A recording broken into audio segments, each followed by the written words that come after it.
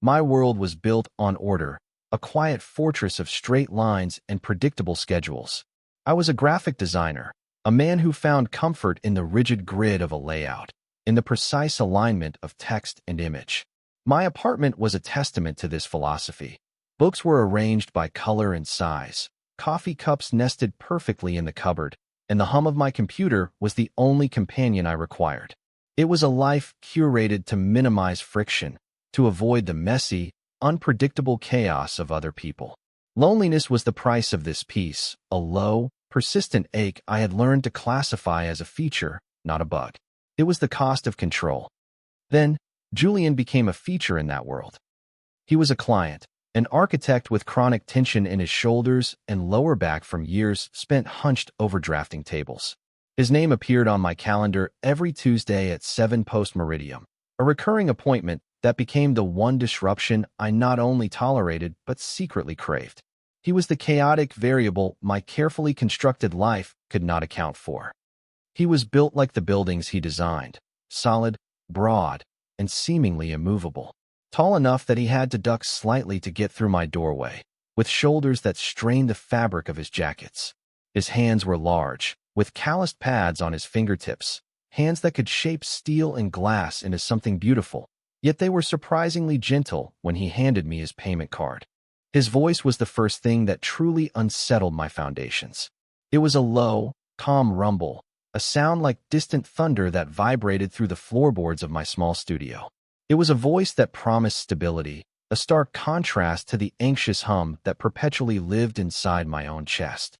The barrier between us was as clear and solid as a pane of architectural glass. He was my client. I was his massage therapist. This was a professional relationship, a transaction of service for payment, governed by codes of conduct and unspoken rules. He would lie on my table, a draped form of muscle and bone, and I would work to undo the knots his profession tied into him. For 60 minutes, my hands were allowed a clinical intimacy, a proximity that was both a privilege and a unique form of torture. And I was sure he was straight. It was an assumption built on 1,000 tiny, insignificant data points. The way he mentioned a female colleague, the generic masculine cut of his clothes, the simple, unadorned watch on his wrist. It was a self-preservation mechanism, a wall I built around my own heart to keep the yearning contained. He was a piece of art in a museum, something I could admire from a safe distance, cataloging his details without ever hoping to touch him as anything other than a professional.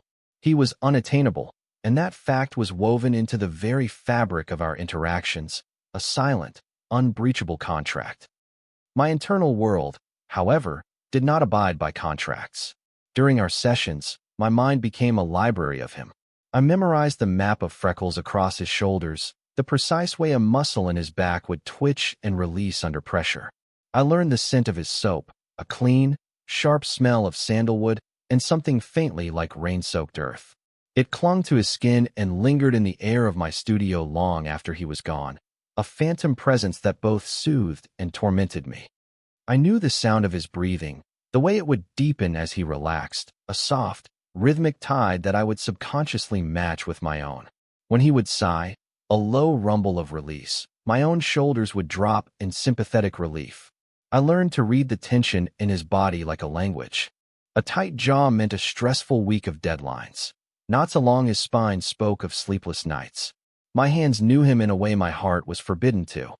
This quiet, weekly ritual became the focal point of my existence. The rest of my week was a grayscale preparation for the hour of vibrant, terrifying color that was Julian. I would clean the studio meticulously, ensuring everything was perfect, a sterile environment to contain the messy feelings he inspired. I would choose the music with painstaking care, searching for something calm and unobtrusive that would not betray the frantic symphony playing in my own chest. I would imagine conversations with him, witty and effortless exchanges that were nothing like our actual stilted, professional talk about his work week or the weather. In these daydreams, I was not the quiet, anxious therapist, but someone confident, someone who could meet his calm strength with a quiet strength of his own. I would rehearse my few lines. Is the pressure okay? Just breathe into that spot for me, until they sounded detached, professional, devoid of the longing that threatened to crack my voice. I was a passive observer of my own desire, watching it grow from a safe distance, convinced that was all it could ever be. He was a beautiful, impossible fact in my orderly life, and my admiration was a secret I kept locked away, a treasure I would only look at when I was completely, safely alone. The walls of my fortress were high, and I had no intention of ever letting them fall. I believed they were the only thing keeping me from shattering completely. The Tuesday it all changed began like any other. The sky outside my window had been a bruised purple all afternoon, the clouds heavy and pregnant with snow. I noted it with the detached interest of someone who had no plans to go anywhere. My world was contained within these four walls. The weather was merely background noise. Julian arrived at 7 on the dot, as always, shaking droplets of melted snow from his dark wool coat. "Looks like it's really coming down out there," he said, his voice a low rumble that made the tea kettle on my counter hum in sympathy. "Stay safe on the way home," I replied, my standard, professional response. My heart gave a familiar, stupid lurch at the simple sight of him, his cheeks flushed from the cold, his dark hair damp and curling at the nape of his neck. The session proceeded as usual. The familiar scent of sandalwood and cold air filled the room. My hands went to work on the familiar landscape of his back, tracing the tight lines of stress, coaxing the rigid muscles into submission. The room was warm and dim, filled only with the soft instrumental music and the rhythm of our breathing. Outside, the wind began to howl, a mournful sound that rattled the window panes. I was insulated from it, cocooned in this small, temporary world of warmth and quiet focus. For 60 minutes, the storm outside was just another part of the ambient noise. When the timer chimed softly, signaling the end of the session, I stepped out to let him dress. When I returned, he was standing by the large picture window in my adjoining living space, looking out at the street. He was dressed, but he hadn't put on his coat. The world outside was no longer visible. A thick, swirling curtain of white had descended, erasing the familiar lines of the buildings across the street. The city had vanished. "I think coming down was an understatement," he said, his voice laced with a note of disbelief. He pulled out his phone, his brow furrowed. "The Transportation Authority just shut down everything. All bridges and tunnels are closed. They're telling everyone to stay off the roads." A cold spike of anxiety shot through me, sharp and unwelcome. This was not part of the schedule. This was chaos. This was a variable I had no grid for. My carefully ordered world was being invaded by a blizzard, and it had brought Julian with it. "My car's parked 3 blocks away," he continued, more to himself than to me. "Even if I could get to it, I wouldn't make it 5 feet. I live all the way across town." He turned to look at me, and for the first time, the professional distance between us seemed to dissolve. He wasn't a client on my table. He was a man, stranded in a storm, looking at me with an expression that was a mixture of frustration and something I couldn't quite name. Resignation, perhaps. The words left my mouth before I could stop them, a pre-programmed script of basic human decency overriding my panic. "You can't go out in that. You should. You should stay here." The offer hung in the air between us, heavy and fragile. My apartment, my fortress, was suddenly a sanctuary for the one person who posed a threat to its very foundations. "I don't want to impose," he said, though he made no move toward his coat. "It's not an imposition," I lied, my heart hammering against my ribs. "It's a blizzard. It's the only sensible thing to do." He finally nodded, a slow, deliberate motion. "Okay. Thank you, Leo." Hearing him say my name in this new context, not as his therapist, but as his host, sent a strange tremor through me. The solid ground of my routine had just given way, and I was falling. He was staying. Julian was staying the night. The storm wasn't just outside my window anymore. It was inside my apartment, and I had no idea how to weather it. The shift was immediate and jarring. One moment, he was a client paying for a service. The next, he was a guest in my home, a massive, solid presence in a space designed for one. The professional boundaries evaporated, leaving a raw, awkward vacuum in their place. We stood in a silent tableau for a long moment, the howling wind filling the space our stilted conversation could not. I can make some tea," I offered, my voice sounding thin and reedy to my own ears. It was a pathetic attempt to impose order, to fall back on the familiar rituals of hospitality. Tea would be great, he said, his voice a welcome anchor in my sea of anxiety. As I moved around my small kitchen, I was hyper-aware of him. He had settled onto my small sofa, but he seemed too large for it, his knees bent at a sharp angle. He was a mountain range crammed into my meticulously arranged Zen garden. Every sound was magnified. The clink of the ceramic mugs, the click of the gas stove, the whisper of his corduroy trousers as he shifted his weight. My home, once a sanctuary of solitude, now felt charged with his presence. His scent, that clean sandalwood and damp wool, was no longer confined to the therapy room. It was mingling with the smell of brewing chamomile and the dust motes dancing in the lamplight. It was everywhere. I felt like I was breathing him in. I handed him a mug, our fingers brushing for a fraction of a second. It was an insignificant, accidental contact, but it sent a jolt up my arm like a live wire. My skin tingled where he had touched it. I retreated quickly, clutching my own mug like a shield, and sat in the armchair opposite him. The physical distance between us was only a few feet, but it felt like a chasm and a microscope all at once. So, he began, his voice a low rumble that I felt in my chest. This is a cozy place.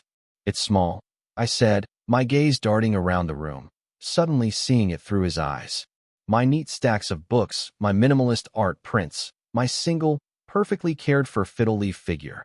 It was a portrait of a man who lived alone, a man who liked control. I like it, he said simply. It's deliberate. Everything has its place. He gestured with his mug toward a set of blueprints I had framed on the wall, a gift from a former client. You appreciate structure. It was an observation, not a judgment, but it felt deeply exposing. He saw me. He saw the architecture of my loneliness. We fell into a tentative conversation, the storm outside providing a strange sort of insulation from the rest of the world. He asked about my design work, and I found myself speaking more than I usually did, explaining the logic of typography and color theory. In return, he talked about his own work, the frustrations of city permits, and the satisfaction of seeing a structure rise from nothing. He spoke of the immense pressure, the weight of responsibility for budgets and safety, and the client's vision. And then, he paused, staring into his half-empty mug. My partner and I split up a few months ago, he said. The words dropped quietly into the cozy space between us. She said I was like one of my buildings, solid and reliable, but with no room for anyone else inside. My heart did a complicated, painful gymnastics routine in my chest. There it was. The confirmation. The she. The wall I had built around my feelings was suddenly reinforced with steel. Of course he was straight. Of course he had a recent ex-girlfriend. The brief, insane flicker of hope that had ignited when he agreed to stay was unceremoniously snuffed out. But something else happened, too. The museum-quality artwork of Julian cracked, and a real, vulnerable person began to show through. The grounded protector archetype I had built in my head was just a man who had been told he was empty inside, a man who was lonely. I'm sorry to hear that, I said, the words feeling inadequate. He shrugged, a sad, heavy movement of his broad shoulders. It's okay. She wasn't wrong. He looked up and met my eyes, and his gaze was so direct, so unguarded, that I felt my breath catch. It's hard to let people in when you've spent your whole life designing walls. The metaphor was so close to my own that it felt like he had reached into my chest and plucked it out. He thought he was the fortress, but he had no idea he was standing in the middle of mine. The irony was a bitter pill. We were two architects of solitude, sitting in a room together, trapped by a storm, talking about the walls we had built. The evening wore on, the conversation ebbing and flowing. We talked until the tea was gone and the wind outside had softened to a low moan. The awkwardness had been replaced by a strange, quiet intimacy. The city outside was silenced by a blanket of snow, and it felt as though we were the only two people awake in the world. Then came the inevitable, logistical problem that I had been pushing to the back of my mind. I only have one bed. I confessed, the words feeling scandalous and clumsy. The sofa isn't. It's not really built for someone your size. He looked from the sofa to me, a slow, unreadable expression on his face. The air, which had become so comfortable, was suddenly charged again, thick with unspoken possibilities. I can take the floor, he offered immediately. A few blankets, I'll be fine. I've slept on worse at construction sites. No, I said too quickly. The thought of him, this large, warm man, sleeping on my cold hardwood floor was absurd. That's ridiculous. It's a big bed. It's fine. It was not fine. The thought of being in a bed with him, of lying next to him in the dark, separated by only a few inches of mattress, was both terrifying and exhilarating. It was a scenario so far beyond the realm of my carefully curated fantasies that I had no protocol for it. He held my gaze for a long moment, searching for something. "Are you sure?" he asked, his voice low and serious. It felt like he was asking more than just about the sleeping arrangements. He was asking if I was okay with this total collapse of our established dynamic. I nodded, unable to speak. My bedroom was even smaller than the living area, dominated by a queen-sized bed. The orderly, sterile space suddenly felt intensely personal, intensely intimate. I gave him a new toothbrush from a package under the sink and a soft gray t-shirt to sleep in. It was one of my largest, but on him, it was snug across the chest and shoulders, the sleeves tight on his biceps. The sight of him in my clothes, in my space, was dizzyingly domestic. It felt like a glimpse into an alternate reality, a life I wasn't meant to have. We moved around each other with a careful, choreographed awkwardness, trying not to brush against each other in the narrow space.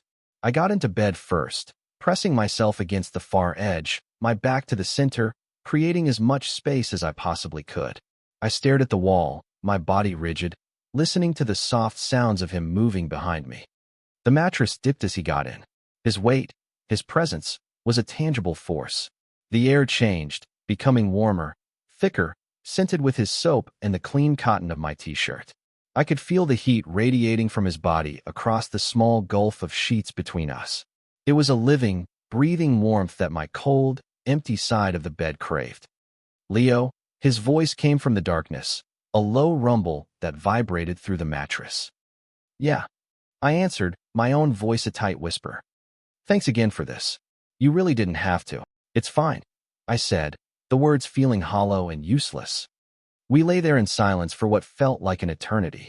The only sounds were the faint hum of the refrigerator from the other room and the frantic, silent drumming of my own heart. I was acutely aware of every breath he took, every tiny shift of his body. My entire being was focused on the space between us, a no-man's land of cool sheets and crushing tension.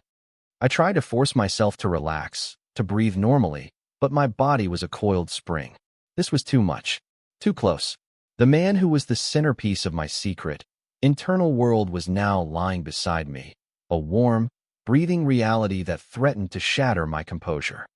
Then, he shifted, rolling onto his side to face my back. I felt it more than heard it.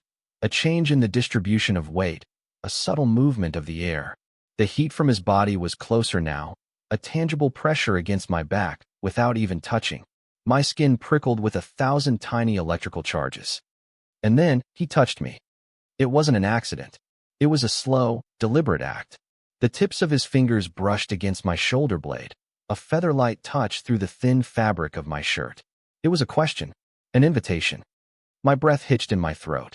My entire world, my entire ordered, predictable, safe world, narrowed to that single point of contact.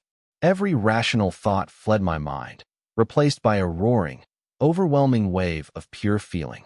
Fear and desire and disbelief, all tangled together into an unbearable knot in my chest. I didn't pull away. I couldn't. It felt like I had been waiting my entire life for this one, simple touch. His hand settled fully on my back, his palm warm and heavy and grounding. The pressure was gentle, reassuring. He didn't move it, just let it rest there, a silent statement in the dark. My rigid muscles seemed to melt under his touch, a lifetime of tension I didn't even know I was holding beginning to dissolve. Slowly, tentatively, I turned over to face him. In the dim light filtering in from the streetlights through the window, I could just make out the shape of his face. His expression was serious, his eyes searching mine. The space between us was now impossibly small. His clean, warm scent filled my senses. I could feel his breath on my cheek. He didn't speak. He just watched me, giving me every opportunity to retreat, to put the walls back up. But the walls were already rubble. The storm had washed them away. I closed the final inch between us and kissed him. It was a slow, hesitant kiss at first, a question meeting an answer. His lips were soft, warmer than I could have imagined. There was a moment of stillness, of pure, suspended disbelief. And then he was kissing me back, his hand sliding from my back to cup the side of my neck, his thumb stroking gently along my jaw. The kiss deepened, becoming something sure and real and full of a yearning that mirrored my own so perfectly it stole the air from my lungs. My ordered life was over. The grid was gone, the lines had been erased. All that was left was the glorious, terrifying chaos of his touch, of his mouth on mine, of the quiet, rumbling sound he made deep in his chest. It was the sound of a fortress finally, willingly, surrendering. I woke to the unfamiliar weight of an arm slung across my waist. For a blissful, disoriented second, I simply reveled in the warmth, in the solid, comforting pressure. The scent of sandalwood and sleep filled my senses. My cheek was pressed against the soft cotton of a gray t-shirt, and I could feel the slow, steady beat of a heart against my back. It was a moment of such profound, unexpected peace that it felt like a dream. Then, memory crashed down, and the peace shattered into a million anxious pieces. Julian, the storm, the conversation, the kiss. The arm around me belonged to Julian. Panic, cold and sharp, pierced through the warm haze of sleep. I lay perfectly still, my eyes wide open in the pale morning light, my heart beginning to hammer against my ribs. The world outside was silent, muffled by the thick blanket of fresh snow. The bright, unforgiving light of day had replaced the forgiving darkness of the night. Last night felt like a fever dream, an impossible fantasy spun from shadows and shared vulnerability. But the morning was real. The morning had consequences. My mind, my treacherous, overthinking mind, went into overdrive. What had I done? I had kissed a client. I had slept with a client in my bed. I had shattered every professional boundary that existed. He was probably regretting it. It was a mistake, a moment of weakness brought on by the strange, insular intimacy of the storm. He was lonely after a breakup. I was just there, a convenient port in a literal storm. His arm tightened slightly in his sleep, pulling me closer against his chest. His breath was warm on the back of my neck. My body betrayed me, melting into the embrace, craving the closeness even as my mind screamed at me to run. I was a mess of contradictions, a civil war of desire and fear. Carefully, I slipped out of his hold, my movements slow and precise, like a bomb disposal expert.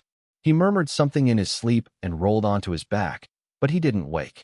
I stood by the bed for a moment, watching him. In the daylight, he looked younger, his face relaxed and free of the tension I was so used to seeing.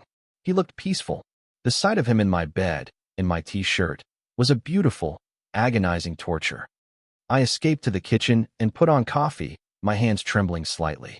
I needed the routine, the familiar, orderly process of grinding beans and pouring water. But the order felt fragile now, a thin veneer over the roiling chaos inside me.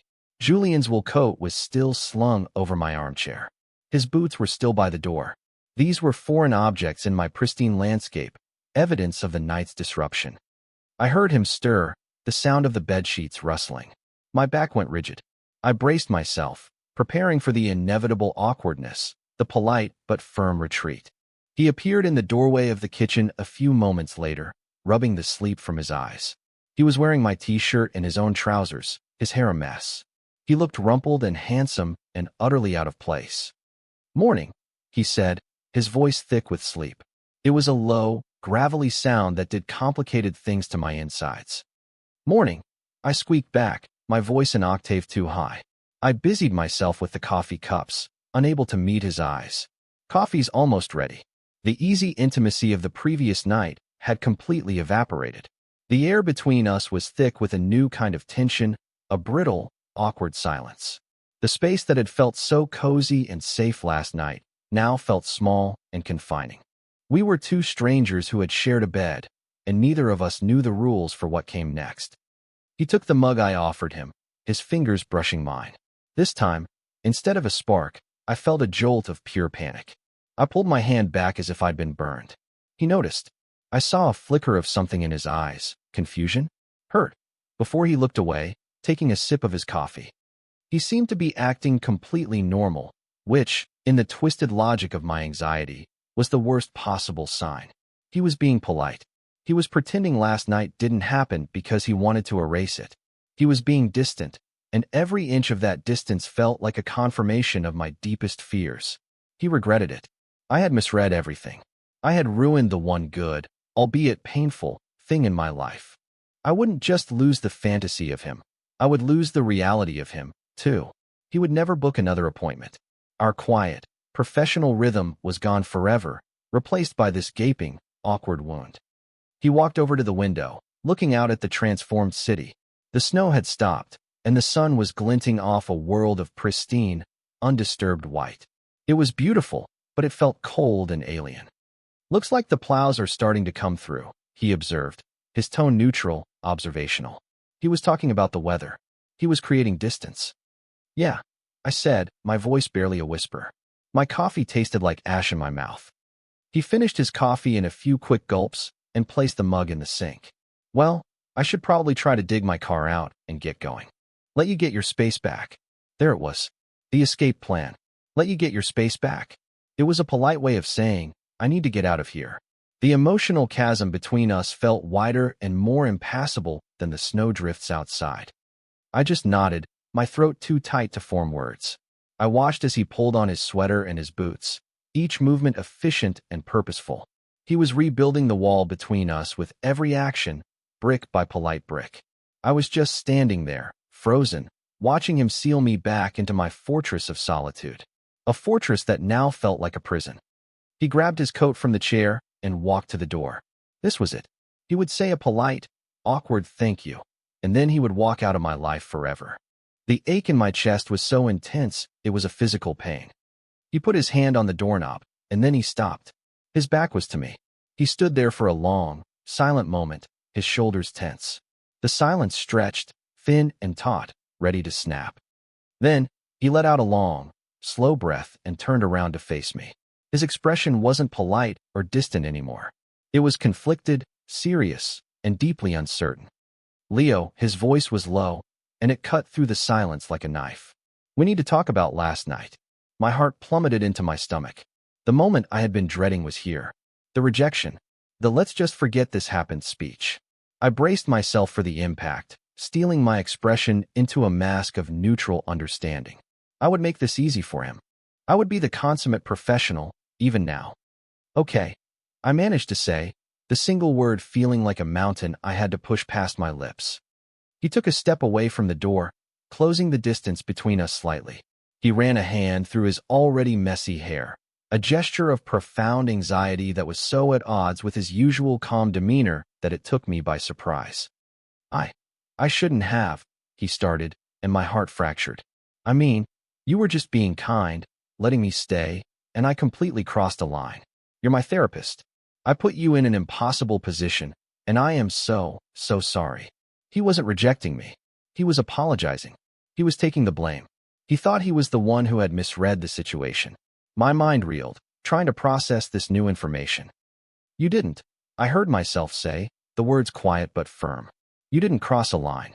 Or, if you did, I was already there waiting for you." The confession slipped out, raw and unplanned, and I couldn't pull it back. His eyes widened slightly. He looked at me, really looked at me, for the first time all morning. The confusion on his face was slowly replaced by a dawning, fragile hope. "For a long time," I added, the words tumbling out now that the dam had broken. I assumed, that you were straight. You mentioned your partner." A look of understanding crossed his face. Sarah," he shook his head. "We broke up over a year ago, not a few months. And it was complicated. It ended because I couldn't be what she needed me to be." He paused, taking a deep breath, as if preparing to dive into deep water. "Because I've been figuring things out about myself for a while now." He took another step closer. "Leo, coming here. These Tuesday appointments. They became the only hour of my week where I felt like I could actually breathe. And it wasn't just the massage." He looked down at his hands, then back up at me, his gaze intense and unwavering. "I noticed the way you looked at me. Or maybe I just hoped I wasn't imagining it. I kept telling myself I was crazy, that you were just being a professional. But last night," He trailed off, his vulnerability a raw, open thing in the quiet room. He was just as scared as I was. He had been just as uncertain. The entire narrative I had constructed in my head, of my pathetic, one-sided pining for the unattainable straight client, was wrong. We had been running in parallel, two lonely men telling themselves the same story of impossibility from opposite sides of a wall that was never really there to begin with. The relief that washed over me was so profound it made me dizzy. It was a physical release, a great untying of a knot that had been strangling my heart for months. I wasn't just being a professional, I confessed, my voice thick with emotion. Every Tuesday, I would count the hours. I memorized the sound of your voice, the freckles on your back. I thought you were this untouchable, perfect thing, and I was just the guy who worked out the knots in your shoulders. I was terrified of you finding out, of scaring you away. A slow, beautiful smile spread across his face, transforming his serious features. It was like watching the sun break through the clouds after a long storm. You have no idea how long I've wanted to be scared away by you. He closed the remaining distance between us, and this time there was no hesitation. He framed my face with his large, warm hands, his thumbs stroking my cheeks. So, just to be clear, he murmured, his voice a low, happy rumble. We're both on the same page? No one is regretting anything. No regrets, I whispered, my hands coming up to rest on his waist, feeling the solid warmth of him through his sweater. It felt like coming home to a place I'd never been before. He leaned in and kissed me again. This kiss was nothing like the hesitant, questioning kiss from the night before. This was a kiss of certainty, of relief. It was deep and sure and tasted of coffee and a new beginning. It was a kiss in the bright, clear light of morning, with no shadows to hide in. It was the sound of two fortresses lowering their drawbridges, once and for all. He didn't leave. He took his coat off and hung it properly on the hook by the door. He took his boots off. It was a simple act, but it felt monumental, a declaration of intent. He was staying, not because he was trapped by a storm, but because he wanted to be. We made breakfast again, a proper one this time. We moved around my small kitchen together, a clumsy but easy dance of bumping elbows and shared smiles. The awkwardness was gone, replaced by a giddy, delicate newness. We were learning a new choreography. He told me about growing up in a small town, about his love for old maps. I told him about my ridiculous, color-coded bookshelf and my secret belief that every font has a distinct personality. We were filling in the blank spaces, turning the archetypes we had created for each other into real, complicated, wonderful people. Later, as we sat on the sofa, close enough that our thighs were touching, he picked up his phone. He looked at the weather app, a playful grin on his face. Looks like it's going to be clear for the rest of the week, he said, showing me the screen full of sunny icons. He then looked at me, his eyes warm. Which is a shame. I was hoping for another blizzard. I laughed, a real, uninhibited sound. I think my spare toothbrush supply can't handle another one. The inside joke, our first one, settled comfortably between us. It was a callback to the night the world shifted, a small, shared piece of our new history. The days that followed were a montage of firsts. The first time he texted me just to say good morning. The first time he brought me a coffee, remembering exactly how I took it. The first time we walked down the street and he reached for my hand, his fingers lacing through mine with a confidence that sent a thrill right through me. Each small moment was a quiet revelation, a deepening of the lines that were connecting us. We were navigating a new dynamic. I was no longer just his therapist, and he was no longer just my client. We were Leo and Julian. We were discovering the shape of us. It was new and terrifying and more wonderful than anything my orderly mind could have ever designed. A week later, he was lying on my sofa, his head in my lap as I read, my fingers idly tracing patterns in his soft hair. The evening light was fading outside, painting the room in shades of orange and gold. It was a scene of such simple, domestic peace that it brought a lump to my throat. I thought about the man I was just a few weeks ago, the man who lived his life behind carefully constructed walls, who believed that safety and order were worth the price of loneliness. I had been a passive observer, curating my life like a museum exhibit, beautiful, sterile, and untouched. I thought connection was a chaotic force to be defended against. But the storm had changed everything. It had breached my defenses, forcing a beautiful, chaotic variable into my ordered equation. And in doing so, it hadn't shattered me. It had set me free. Julian, with his quiet strength and his own hidden walls, hadn't been a threat. He had been the key. Vulnerability, I was learning, wasn't a weakness to be avoided. It was an act of courage. It was the terrifying, exhilarating choice to let someone see you, truly see you, and the profound relief of being seen and accepted. It was letting another person's warmth seep into the cold, lonely spaces you'd kept locked away for so long. The risk of being hurt was real, but the joy of being known was infinitely greater. The fortress was gone, and in its place, we were building a home. And it was anything but empty.